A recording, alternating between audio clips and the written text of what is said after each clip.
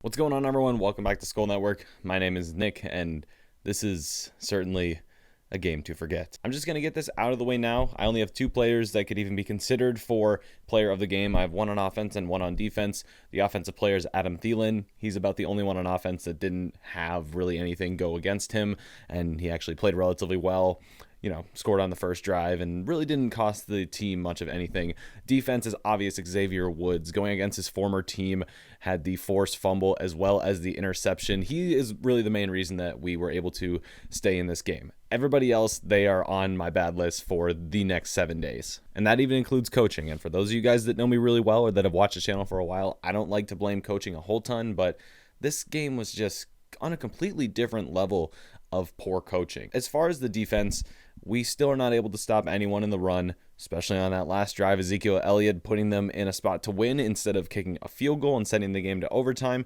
That's one issue, but how are you going to let a quarterback like Cooper Rush, it's his third, fourth season, whatever, first start ever, how are you going to let him throw for over 300 yards and look so comfortable? You got to him, once, twice? That's about it. That guy looked as cool as a cucumber, and that is not what Mike Zimmer's defense should be about. And I understand that Danielle Hunter went out early, and if I can get more information on that, I'll get a video up as soon as I can. But I understand we were down him and also Michael Pierce, so you can't expect the greatest performance in the world, but come on. That defense was nothing short of abysmal to watch tonight, and I don't feel bad saying that in the slightest. And as far as the offense, these screenplays are getting out of control, and the play calling in general. I will never understand the idea behind calling a slip screen on a 3rd and 12 or a quick screen on a 1st and 20. I also will not understand not using your only timeout left towards the end of the first half in order to get yourself in a position to kick a field goal and cushion your lead. But Mike Zimmer and Clint Kubiak both just they basically threw the game at this point, is what it feels like. And if the coaching wasn't bad enough, Dalvin Cook did not have nearly as much success as he usually does against Dallas. The run blocking was about subpar at best today. There were moments of them shining, but that is bound to happen for most teams, and for the most part, it was very hard to watch.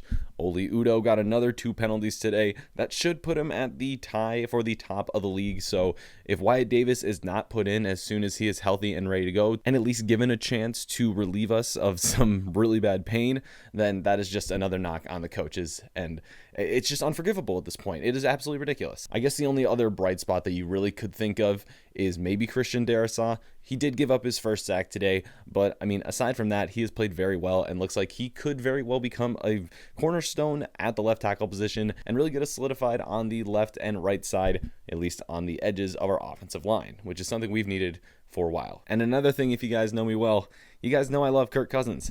I got his jersey in the back over there, but you just got outplayed by Cooper Rush. No, this game scheme and the play calling was not really in your favor. There's a lot of slants and screenplays, as there usually is, especially at inopportune times. And I can 100% agree with a lot of people that we need to take more shots down the field. Why are we running a run play on 3rd and 23? Some people may ask. I kind of asked myself that, but also I did think about it. What in God's name are you going to pull out of your ass or the playbook? Because it seems like they were pulling from both of those tonight. What are you going to pull out that's going to work on that? You took deep shots early and it worked. Justin Jefferson was playing very well, and clearly Adam Thielen was having success as well.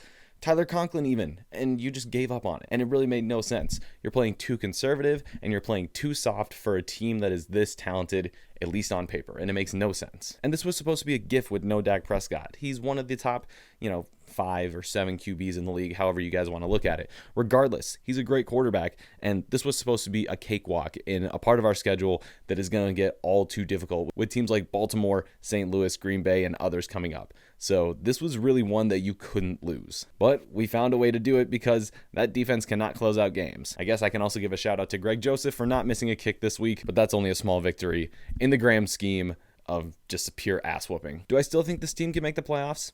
I do.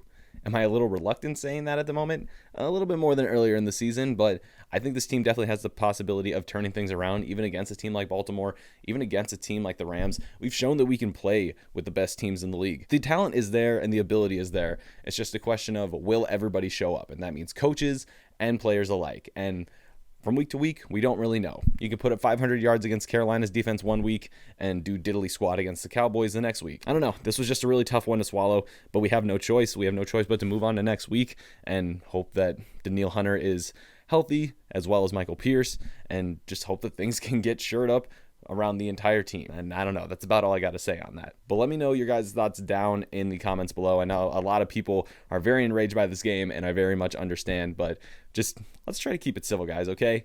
Let's keep this somewhat family friendly. And that's going to wrap up this video, guys. If you're new to the channel, make sure you hit the button down below to subscribe. And if you enjoyed this video, make sure you give it a like as well. If you want to share this video with anyone, you can do that with anyone on any platform. And if it's a crack dealer on the corner, that's your guys' best option. You guys already know. My name is Nick, and I'll see you guys all in Week 9 picks coming out on Wednesday. Adios.